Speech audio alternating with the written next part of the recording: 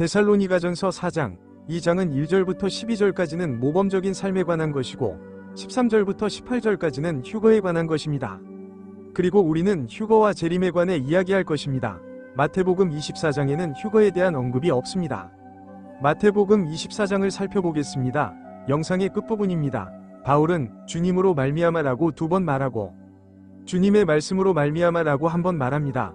하지만 그 전에 먼저 구원에 관해 이야기해 보겠습니다. 지옥은 실제로 존재하지만 꼭 거기 갈 필요는 없습니다. 복음은 하나님께서 나에게로 돌아오라, 그렇지 않으면 지옥에 보내겠다 고 말씀하시는 것이 아닙니다. 복음은 하나님의 자비와 은혜이며 당신은 이미 지옥으로 가는 길에 있다고 말합니다. 나에게로 돌아오라, 그러면 제가 너를 구원해 주겠다. 당신이 구원받는 것보다 더 중요한 것은 없습니다. 우리는 모두 나빴다. 휴거 때 아들의 영이 올라가야 합니다. 그러면 구원받기 위해서는 무엇을 믿어야 할까요? 글쎄요, 우리는 그리스도께서 우리의 죄를 위해 십자가에 달려 죽으시고 무덤에 묻히셨다가 성경에 따라 사흘 만에 다시 살아나셨다는 것을 믿어야 합니다. 그리스도의 몸에 들어가는 것은 하나님의 아들이 행하신 일을 믿는 믿음으로 가능합니다. 고린도전서 15장 3절과 4절. 그러면 그 구절들을 살펴보도록 하겠습니다. 저는 너희가 구원을 얻는 복음을 선포하노라. 그리스도께서 성경대로 우리 죄를 위해 죽으셨고 장사되셨다가 성경대로 사흘 만에 다시 살아나셨다는 것입니다. 영이 있는 사람은 누구나 올라갈 것입니다. 그러면 그리스도께서 한 번이 십자가로 두 무리를 구원하시고 그들에게 성령을 불어넣으셨다는 것을 알고 계십니까? 이번 수업에서는 그 부분에 대해 이야기해 보겠습니다. 우리는 방금 했던 것처럼 정당화에 대해 이야기할 것입니다. 그것은 믿음에 기초합니다. 그리고 우리는 거룩함에 대해 이야기할 것입니다. 거룩함은 하나님을 섬기기 위해 따로 구별되는 것입니다. 마지막으로 우리는 휴거 때의 영광에 대해 이야기하겠습니다. 왜냐하면 그리스도의 몸이 대량으로 나올 것이기 때문입니다. 그런 일은 언제든지 일어날 수 있습니다. 우리 장 데살로니가전서 4장 1절부터 시작해 보겠습니다. 형제들아, 우리가 주 예수 그리스도를 통해 여러분에게 간청하고 권면하노니 우리가 어떻게 행하고 하나님을 기쁘시게 해야 할지 너희가 우리에게서 받은 바와 같이 더욱더 넘치도록 하라. 여러분은 우리가 주 예수 그리스도를 통하여 여러분에게 준 계명이 무엇인지 알고 있습니다. 그래서 바울은 주 예수 그리스도를 두고 2번이나 이렇게 말한 것입니다. 바울은 우리에게 계명을 주고 있습니다. 바울은 영감을 통해 우리에게 교훈을 주었습니다. 우리는 하나님의 쓰임을 위해 구별되어 살아야 합니다. 우리가 건전한 교리를 더 많이 믿을수록 우리의 삶은 하나님을 더욱 기쁘시게 하게 됩니다. 하나님의 뜻은 곧 너희의 거룩함이라. 곧 음행을 삼가고 각각 거룩함과 존귀함으로 자기의 그릇을 소유할 줄 알고 정욕의 탐욕에 빠지지 아니하며 하나님을 모르는 이방인들처럼 탐욕에 빠지지 아니하며 누구든지 어떤 일에든지 자기 형제를 지나치게 속이지 아니하는 것이니 이는 주께서 모든 일의 원수를 갚으시는 이시니라. 우리가 너희에게 미리 경고하고 증거하였노니 하나님이 우리를 더러움으로 부르신 것이 아니요 거룩함으로 부르셨음이니라. 그래서 바울은 음행은 피하고 삼가야 할 일이며 음행은 결혼 밖에서 행하는 성관계라고 말합니다. 우리는 바울 외의 다른 곳에서 교리를 얻지 못합니다. 왜냐하면 영적인 음행도 있기 때문입니다. 폴은 뭐라고 말했는가? 너희 몸이 너희 안에 계신 성령의 전인 줄을 알지 못하느냐? 그 성령은 너희가 하나님께로부터 받은 것이요 너희는 너희 자신의 것이 아니니라. 너희는 값으로 사신 바 되었느니라. 그 대가는 바로 하나님 아들의 피였습니다. 그러므로 하나님의 소유인 여러분의 몸과 영으로 하나님께 영광을 돌리십시오. 고린도전서 6장 19절과 20절. 하나님의 영이 우리 안에 거하시면서 이제 그는 우리 성전의 주인이 되셨습니다. 우리 각자는 정욕과 같은 음란한 욕망을 위해서가 아니라 하나님의 사용과 영광을 위해 우리 몸을 깨끗하게 유지할 책임이 있습니다. 그래서 그는 6절에서 어떤 일에서도 형제를 넘어 사기하지 말라고 말했습니다.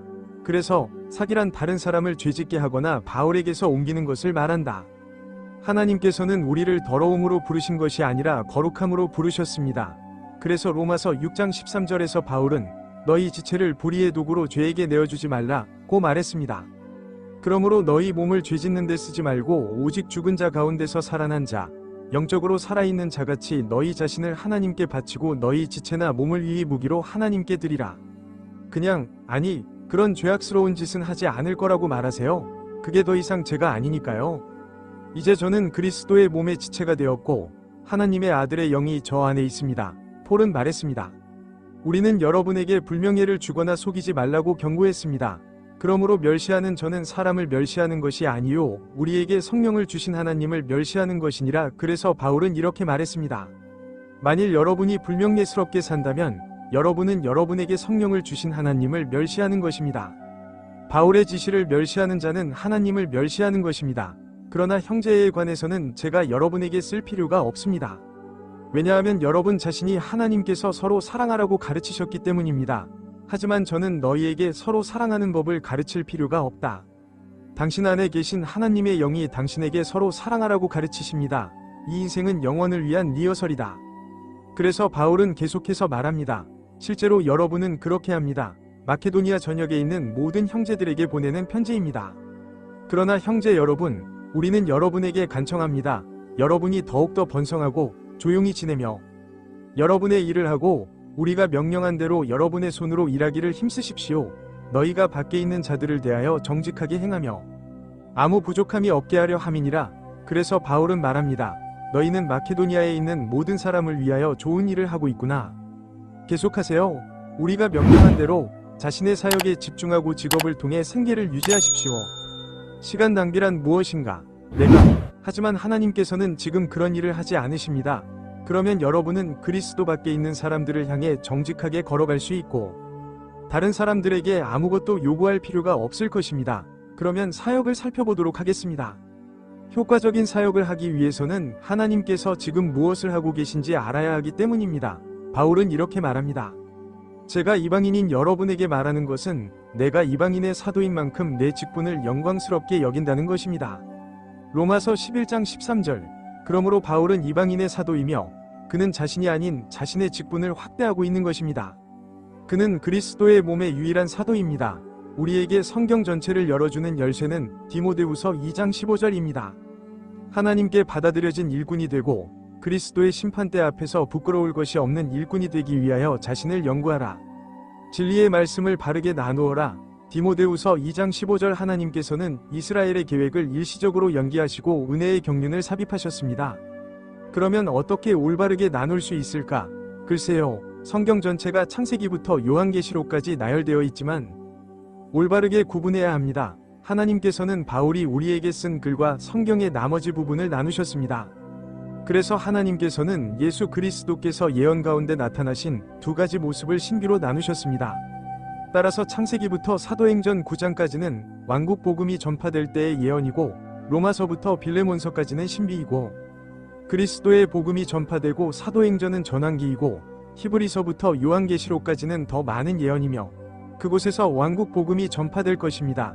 그래서 그리스도께서 십자가에 달려 죽으시고 40일 동안 이 땅에 계시다가 승천하시고 10일 후에 성령을 내려오시어 사도행전 2장에서 자비의 기간이 1년 연장되었습니다. 그때 왕국에 대한 새로운 제안은 스데반의 돌팔매질이었고 그 작은 무리의 일원이 돌팔매질당한 후에 그 작은 무리는 세례자 요한으로 시작된 예수 그리스도의 12사도와 추종자들이었습니다. 그러자 하나님께서는 다마스쿠스로 가는 길에 사울이라는 이름으로 알려진 바울에게 나타나셔서 그를 그리스도의 몸을 위한 유일한 사도로 삼으셨습니다. 그래서 그때 하나님께서는 은혜의 경륜 동안 하늘에 거하시기 위해 그리스도의 몸을 형성하는 신비를 시작하셨습니다. 그러면 예수 그리스도께서 다시 나타나셔서 구원받은 사람들을 그리스도의 몸으로 끌어올리시고 우리를 그리스도의 심판대 앞으로 데려가실 것입니다. 그러니까 우리는 이 두 가지 모습 사이에서 살고 있는 거예요. 그러면 이 환난이 오기 전에 조금 더 시간이 있을 것입니다. 7년 환난이 있고 그 후에 그리스도께서 천명을 세우기 위해 두 번째 오실 것입니다. 첫 번째 천년왕국. 그러므로 이방인의 시대는 느부갓네살로 시작해서 그 다음에는 메디아, 페르시아, 그리스, 로마로 이어졌고 그 후 이방인의 시대는 잠시 중단될 것입니다. 그리고 하나님께서 예언적 계획을 재개하실 때 우리의 휴거 이후에도 이방인의 시대는 계속될 것입니다. 그리고 북방왕과 남방왕이 있을 것이고 그 후에 그리스도께서 재림하셔서 이방인이 예루살렘을 통치하는 시대를 끝내실 것입니다. 그래서 우리는 이런 것들을 많이 살펴볼 것입니다. 하지만 이 장에서 계속 살펴보도록 하죠. 13절. 그러나 형제 여러분, 저는 잠자는 사람들에 관하여 여러분이 무지하기를 원하지 않습니다. 즉, 희망이 없는 다른 사람들과는 다릅니다. 우리가 예수께서 죽으셨다가 다시 살아나셨다고 믿는다면 마찬가지로 예수 안에서 자는 사람들도 하나님이 그와 함께 데려오실 것입니다. 그래서 어떤 사람들은 죽은 사랑하는 사람이 휴거에 올라갈까봐 불안해했습니다. 왜냐하면 그들은 당시 많은 박해를 받았기 때문입니다. 바울은 우리가 휴거에 대해 알지 못하는 것을 원하지 않습니다. 그러므로 우리는 영원한 생명에 대한 소망이 없는 사람들처럼 슬퍼하지 않습니다. 하나님께서는 예수님이 휴거 때 죽으시고 그와 함께 부활하셨다는 것을 믿고 죽은 자들의 영혼과 영을 데려오실 것입니다. 이것은 그리스도의 신성을 증명하는 구절입니다. 왜냐하면 예수님 안에서 잠자는 자들을 하나님께서 그와 함께 데려오실 것이라고 말하고 있기 때문입니다. 그러므로 예수는 하나님이십니다. 그러니까 그는 자기 땅에 올 때 그것들도 가지고 올 거야. 우리의 휴거는 16절에 있습니다. 15 우리가 주의 말씀으로 너희에게 이르는 것은 곧 살아서 주께서 오실 때까지 남아있는 우리가 잠자는 자들보다 결코 앞서지 못하리라. 예방은 사건이 발생하기 전에 미리 조치를 취하거나 사건이 발생하기 전에 조치를 취하는 것을 의미합니다. 그러므로 바울이 주님의 말씀으로 이 정보를 얻었다는 점에 유의하십시오. 사도 바울은 계시로 말했기 때문입니다. 사도 바울은 주님으로부터 직접 계시를 받아 말합니다. 기쁨과 축복의 소망 속에서 살아있는 우리는 죽은 신자들보다 앞서가지 않을 것입니다. 그들의 몸은 잠들어 있지만 그들의 영혼과 정신은 하나님과 함께 있습니다. 무덤은 열리지 않을 것이지만 그들의 새롭고 영광스러운 몸이 무덤을 통과할 것입니다. 그리고 문공도 마찬가지입니다. 그럼 살펴보죠. 주께서 친히 호령과 천사장의 소리와 하나님의 나팔 소리와 함께 하늘로부터 내려오시리라.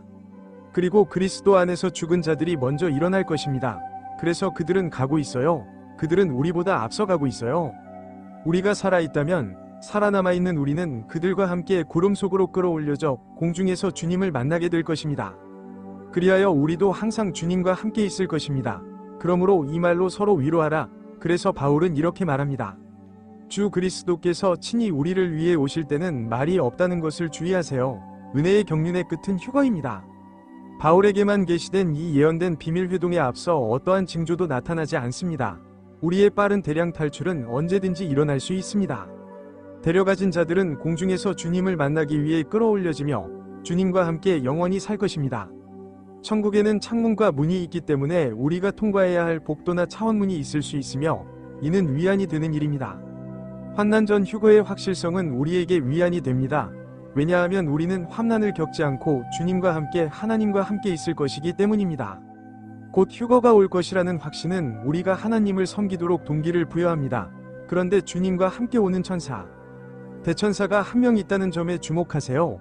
우리가 부활하여 올라갈 때 데살로니가전서 4장 17절 우리가 가져갈 수 있는 유일한 것은 우리 내면에 저장된 교리가 무엇인가 하는 것입니다. 은혜의 경륜의 끝은 휴거이며 휴거와 그리스도의 심판 때는 사도 바울의 서신에서만 발견되는데 그 이유는 그 서신이 신비였기 때문입니다. 그러면 그 신비를 조금 더 자세히 살펴보도록 하겠습니다. 주님 자신이 하늘로부터 내려오실 것인데 여기에는 휴거 때 나오는 세 가지 소리가 있습니다. 소리치세요. 그는 그리스도의 몸이여 이리로 오라고 말할 수도 있습니다. 그리고 두 번째는 아마도 이스라엘과 전 세계를 향한 대천사의 목소리이고 세 번째는 하나님의 나팔 소리입니다. 그러면 정확히 무슨 일이 일어나는가? 글쎄요, 나팔은 두 개가 있는데 첫 번째와 마지막 나팔 소리입니다. 그래서 그리스도 안에서 죽은 자들이 먼저 일어날 것입니다. 그러니까 그들은 클라우드에 있는 거고 그 다음에는 또 다른 트럼프가 나올 거예요. 그리고 우리 가운데 살아있는 자들 그리고 살아남아있는 자들은 그들과 함께 구름 속으로 끌어올려져 공중에서 주님을 만나게 될 것입니다. 그러니까 맨 아래 줄에 우리가 있고 주님이 바로 저기에 계십니다. 고린도전서 15장 51절에 보라 제가 너희에게 비밀을 말하노라 고 말씀하셨기 때문입니다. 그래서 휴거는 마지막 트럼프의 눈 깜짝할 새에 일어난 미스터리였습니다. 고린도전서 1장 51절과 52절입니다. 그래서 이 눈에는 반짝거리는 빛이 있는 걸 볼 수 있죠. 그러면 그 구절들을 읽어보도록 하겠습니다. 보라, 제가 너희에게 비밀을 보여주겠다. 그래서 휴거는 미스터리였습니다. 우리 모두가 잠들지는 않겠지만 우리 모두 변화할 것입니다. 그러므로 우리 모두가 죽는 것은 아니지만 마지막 나팔 소리가 울릴 때 눈 깜짝할 사이에 우리 모두는 변화할 것입니다. 나팔 소리가 울리면 그리스도 안에서 죽은 자들이 썩지 아니할 몸으로 부활할 것입니다. 그러므로 그리스도 안에서 죽은 자들은 썩지 아니할 몸으로 부활할 것이요 우리도 변화할 것입니다. 고린도전서 15장 51절과 52절 그러므로 계시록에서는 천사가 불고 신비에서는 나팔이 불립니다. 그것은 하나님의 나팔입니다. 그래서 모든 나팔, 7나팔은 계시록에서 천사들에 의해 불렸습니다. 하지만 하나님의 나팔 소리는 하나님의 소리입니다. 그러면 올리벳 담론을 비교해 봅시다. 그래서 올리브산 담화는 성전 건너편 올리브산에서 이루어졌고, 예수 그리스도께서는 올리브산의 X에서 승천하셨고 같은 장소에 내려오실 것입니다. 그리고 우리는 그것을 살펴볼 것입니다. 그래서 우리의 휴거와는 대조적으로 재림은 여러 번 예언되었습니다. 마태복음 24장은 환난 중에 믿는 유대인들에게 주어질 미래의 예언적 지시입니다. 마태복음 3장 24절, 예수께서 올리브산에 앉으셨을 때에 제자들이 조용히 그에게 와서 이르되 우리에게 말씀해 주십시오. 언제 이런 일들이 있겠으며 주님의 재림과 세상의 끝에는 무슨 표징이 있겠습니까? 마태복음 24장 3절, 그러므로 세상의 끝은 환난의 끝입니다. 왜냐하면 그분의 재림 이후에는 세상이 달라질 것이기 때문입니다. 그는 배상을 할 것이다. 보상과 간식이 제공될 것입니다. 그리고 재생이 일어나고 있습니다. 13절, 그러나 끝까지 견디는 자는 구원을 얻을 것이요 그러므로 그 끝은 환난의 끝입니다. 그리고 이 왕국의 복음이 모든 민족에게 증거되기 위하여 온 세상에 전파될 것입니다. 그리고 나서 끝이 올 것입니다. 그러므로 다니엘의 연대기에서 마지막 7년이 환난입니다. 그것은 적그리스도가 잃어버린 이스라엘과 7년 계약을 맺으면서 시작됩니다. 환난의 성도들은 무슨 일이 일어나고 있는지 알 시간이 많지 않을 것입니다. 하지만 폴은 말했습니다. 만일 너희가 믿음 안에 거하면 그 믿음은 로마서에서 빌레몬서로 보낸 것과 같이 땅의 굳건히 뿌리를 받고 자리를 잡고 복음의 진리와 소망에서 옮겨지지 아니하리니 이 복음은 하늘에 올라가는 것이요 너희가 듣고 전파한 것이요 하늘 아래 있는 모든 피조물에게 전파된 것이니라. 그래서 바울은 하나님께서 지금 한 무리를 구원하여 천국에 살게 하신다는 소식을 모든 사람이 들었고 끝이 오지 않았다고 말했습니다. 그리고 여기서 주님은 모든 사람이 환난 중에 왕국의 복음을 들은 후에 끝이 올 것이라고 말씀하셨습니다. 그래서 우리는 차이점을 살펴보고 있습니다. 그러므로 선지자 다니엘이 말한 멸망에 가증한 것을 보거든 거룩한 곳에 서라. 읽는 자는 깨달을지어다. 그러므로 적그리스도가 예루살렘 지성소에 세운 형상을 보거든 유대에 있는 자들은 산으로 도망하라. 마태복음 24장 15절과 16절. 그러면 누가는 무엇이라고 말합니까? 누가는 이렇게 말했습니다. 너희가 예루살렘이 군대에게 포위된 것을 보거든 그 황폐가 가까운 줄 알라. 그러므로 예루살렘은 적그리스도의 군대에 포위될 것이며 예루살렘의 황폐가 가까웠습니다. 그러므로 유대에 있는 자들은 산으로 도피하라. 그리고 그 가운데 있는 자들은 나가라. 그리고 시골에 있는 자들은 그곳으로 들어가지 말라. 누가복음 21장 20절과 21절. 그러니 거기서 나오세요. 아시다시피 유대는 적그리스도의 군대가 포위하는 것을 보았습니다. 그러니까 마태복음 24장 22절에 그날들을 단축하여 주시지 아니하면 이라고 말씀하셨죠. 육체는 구원받아서는 안 됩니다. 그러나 택함받은 자들, 곧 봉사를 위해 선택된 믿는 자들을 위하여 그 날들은 단축될 것이다. 그러니까 7년밖에 안 걸릴 거예요. 그러니 이제 우리는 환난이 끝난 후 7년 동안 그리스도께서 천사들과 함께 오시는 것을 더 자세히 살펴보겠습니다. 그러니까 천사가 한 명만 있는 것이 아니고 해, 달, 별의 표징이 앞서 있다는 뜻입니다. 왕은 남은 자들을 구원하고 원수들에게 복수하고 나라들을 심판하러 오신다. 잡힌 자들은 불신자들이다. 왕은 땅에 서 있지 공중에 서 있지 않습니다. 하지만 그는 공중에서 우리를 만나죠. 좋아요. 그리고 올리브산에서. 정말 슬픈 날이에요. 그래서 그 환난의 날들 직후에 저는 마태복음 24장 29절을 읽습니다.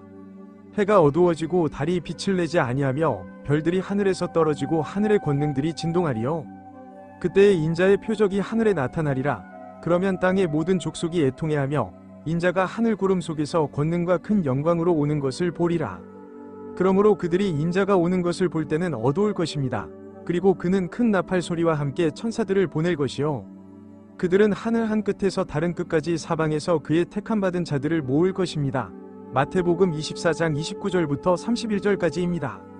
그러므로 그들은 그를 보고 애통해할 것이고 이스라엘 지파들도 그를 보고 애통해할 것입니다. 하지만 우리는 휴거에 대해 위로를 받고 행복했습니다. 그래서 주님은 말을 타고 오실 것이다. 그리고 그가 우리를 데리러 왔을 때 말은 없었습니다. 그가 휴거되었을 때 말은 없었습니다. 그리고 저는 하늘이 열리는 것을 보았습니다. 열리고 보라, 흰 말이 있었습니다. 그리고 그 위에 앉으신 분은 충실하고 진실하신 분이라고 불리셨습니다. 그는 정의로 심판하고 전쟁을 벌인다. 요한계시록 19장 11절. 그의 입에서는 날카로운 칼이 나오는데 그것으로 민족들을 치실 것입니다. 그리고 그는 철장으로 그들을 다스릴 것이다. 그리고 그는 전능하신 하나님의 맹렬한 진노의 포도주 틀을 밟습니다. 요한계시록 19장 15절. 그러니 신은 행복하지 않은 거예요. 이제 이것에 대해 이야기해 보겠습니다. 이들은 여기서 선출됩니다.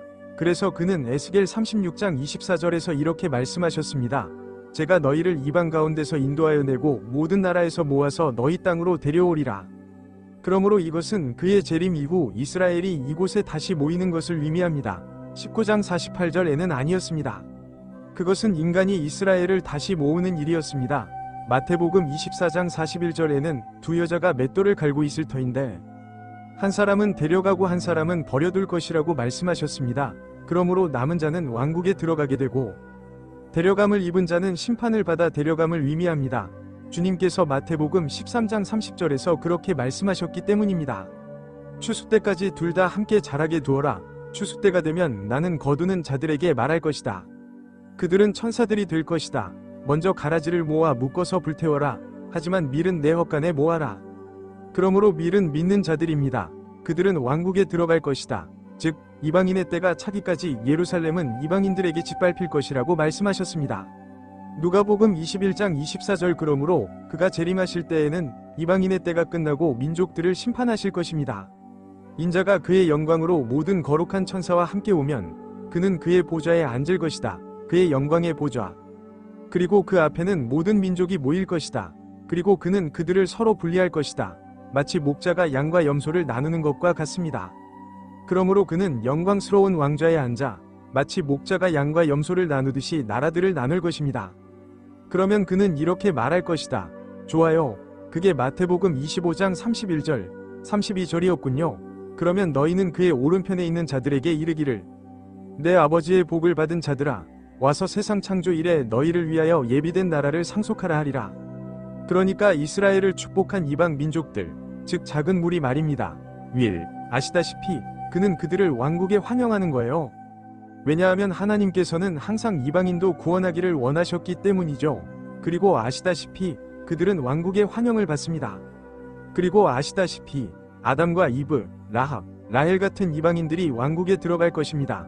저는 보아스와 결혼한 사람의 이름이 생각나지 않습니다. 좋아요. 그리스도께서 돌아오시면 이스라엘을 축복하지 않은 이방 염소 나라들에게 말씀하실 것입니다. 이제 이들은 구원받은 작은 무리 이스라엘입니다. 저주받은 자들아, 내게서 떠나 영원한 불 속으로 들어가라. 이 불은 마귀와 그의 사자들을 위하여 준비된 것이다. 마태복음 25장 41절. 그럼 그의 재림에 대해 살펴보도록 하죠. 어디? 올리브산에서. 그래서 주님께서 하늘로 올라가셨을 때요. 그러자 천사들이 이렇게 말했습니다. 예수께서 올라가실 때에 그들이 하늘을 쳐다보고 있는데 갑자기 흰옷을 입은 두 사람이 그들 곁에 서서 이르되 갈릴리 사람들아, 어찌하여 하늘을 쳐다보며 서 있느냐? 너희에게서 하늘로 올라가신 이 예수께서는 너희가 하늘로 올라가는 것을 본 그대로 다시 오실 것이다. 그 후에 올리브산이라 불리는 산에서 예루살렘으로 돌아왔는데 이 산은 예루살렘에서 안식일에 여행하는 거리였습니다. 사도행전 1장 10절과 12절에 따르면 예수께서 올리브산에서 올라가셨고 스가랴 14장 4절에 따르면 예수께서 두 번째 오실 때 그의 발에 관해 기록되어 있습니다. 좋습니다. 여기 적그리스도가 예루살렘에 세운 동상이 있는데 그의 발은 그날 예루살렘 동쪽에 있는 올리브산에 서 있을 것입니다. 그리고 올리브산은 동쪽과 서쪽으로 그 중앙에서 갈라질 것이다. 그리고 매우 큰 골짜기가 있을 것이다. 그리고 산의 절반은 북쪽으로 옮겨지고 절반은 남쪽으로 옮겨질 것이다. 스가랴 14장 4절에 따르면 그가 올리브산에 설 때 그곳은 예루살렘에 남아있는 작은 무리의 신자들이 적그리스도를 피할 수 있는 큰 계곡이 될 것입니다. 그럼 우리 만남은 어떻게 될까요? 글쎄요, 비밀회의였죠. 그러면 왜 우리는 그렇게 말할까요? 글쎄요, 이 구절들 때문이죠. 그리고 저는 대답했습니다. 저는 폴입니다. 주님, 당신은 누구십니까? 그리고 그는 나에게 말씀하셨습니다. 저는 네가 박해하는 나사렛 예수입니다. 그러므로 바울이 작은 무리에 믿는 자들을 박해했을 때 그는 나사렛 예수를 박해했던 것입니다. 그리고 나와 함께 있던 사람들은 빛을 보고 두려워했습니다. 그러나 그들은 나에게 말씀하신 분의 목소리를 듣지 못했습니다. 그래서 사도행전 9장에서 다마스쿠스로 가는 길에 바울에게 그리스도께서 나타나셨을 때 그의 여행 동료들은 들을 수 없었습니다. 그들은 빛을 보았습니다. 그래서 그의 주변에 이런 빛이 있습니다. 하지만 그들은 그렇게 할 수 없었습니다. 그러나 그들은 나에게 말씀하신 분의 목소리를 듣지 못했습니다. 그래서 그는 무슨 말이 오가는지 듣지 못했습니다. 그리스도께서 바울에게 나타나셨을 때 그리고 그는 말했습니다. 좋아요. 이건 아나니아가 말하는 거예요. 우리 조상의 하느님께서 당신을 택하셨습니다. 바울이나 사울이요. 네가 그의 뜻을 알고 위로운 자를 보아야 할 것이니라. 그리고 우리는 그의 입에서 나오는 음성을 들어야 할까? 사도행전 22장 9절과 14절 바울은 듣고 예수님과 영광스럽게 되신 주 예수님을 보았습니다. 그분은 분명히 부활하시고 승천하시고 영광스럽게 되셨습니다. 그리고 그는 그가 말한 것을 들었습니다. 그래서 그의 여행 친구들은 그가 무슨 말을 했는지 듣지 못했습니다. 그래서 우리는 그것이 비밀회의일 것이라고 생각합니다. 그래서 바울은 디도서에서 이렇게 썼습니다. 구원을 가져다주는 하나님의 은혜가 모든 사람에게 나타났으니 말입니다. 그래서 바울은 다마스쿠스로 가는 길에 예수 그리스도께서 나타나실 것이라는 예언으로 시작된 전인적 사역을 했습니다. 그리고 그는 디도서 2장 13절에서 두 구절 뒤에 축복받은 소망과 위대한 하나님이시며 우리의 구주이신 예수 그리스도의 영광스러운 나타나심을 기다리고 있다고 말합니다. 이것은 그리스도의 신성에 대한 또 다른 증거 구절이며 이것은 또 다른 나타나심이며 우리의 휴거 때 또 다른 나타나심이 예언되어 있습니다. 우리는 그 축복된 소망을 찾고 있습니다. 그것은 축복입니다. 왜냐하면 그리스도께서 오실 때 살아있는 우리는 죽음을 겪지 않아도 되기 때문입니다. 우리는 그리스도께서 나타나신 것과 그 사이에 거대한 괄호 속에 살고 있습니다. 그래서 그곳에 미스터리가 삽입된 거예요. 그래서 환난과 그의 재림은 지연되었습니다. 그럼 여러분께 말씀드리고 싶은 게 하나 더 있습니다. 따라서 더 많은 도움을 받으려면 100페이지 분량의 성경 개요인 하나님의 비밀이나 휴거를 놓친 사람들을 읽어보세요. 히브리서에 대한 이 주석을 읽어보세요. 특히 10장은 휴거에 들어가지 못한 사람들이 환난을 견뎌내는데 도움이 될 것입니다. 우리의 책은 진실에 대한 지식에 도달하는 속도를 높이는 데 도움이 됩니다. 디모데전서 2장 4절. 이 제품은 아마존에서도 구매 가능합니다. 또한 구원받는 방법을 간단히 설명하고 환난 전 휴거의 확실성을 설명하며 데살로니가전서와 데살로니가후서에 대한 해설과 데살로니가전서와 데살로니가후서를 올바르게 구분하는 방법을 설명합니다. 로마서를 올바르게 나누는 학습 안내서, 사도행전 3부작 시리즈 학습 가이드 바울의 서신에 대한 학습 가이드로 그의 13개 서신 전체를 스냅샷처럼 담은 것이고 로마서는 간결한 해설서입니다. 이 책들은 페이퍼백이나 킨들로 판매되고 일부는 오디오북으로도 제공됩니다. 제임스 왕 성경은 걸작입니다. 두 그룹이 알아야 할 모든 것. 이 영상은 가지 시크릿 페이스북 페이지에서도 볼 수 있습니다. 우리는 친구들의 도움을 받아 진실을 알아냅니다. 우리는 복음과 신비를 나눔으로써 하나님을 섬깁니다. 심지어 성경을 가르치는 이 영상도요. 저희 웹사이트는 메리앤매니입니다. 우리의 유튜브 채널은 살베이션 나이틀리 디바이딩 앤드 더 랩처 있습니다. 저희 이메일 x9grace@gmail.com입니다. 럼블과 X, 왓츠앱, 페이스북에서 저희를 찾아보세요. 페이스북 동영상에 첨부된 우리의 챕터를 무료로 찾아보세요. 저희 영상은 한 장 전체를 다루고 있으며 성경 교사들에게 유용합니다. 그러니 좋아요를 눌러주시고 공유해주시고 구독해주시고 시청해주셔서 감사합니다.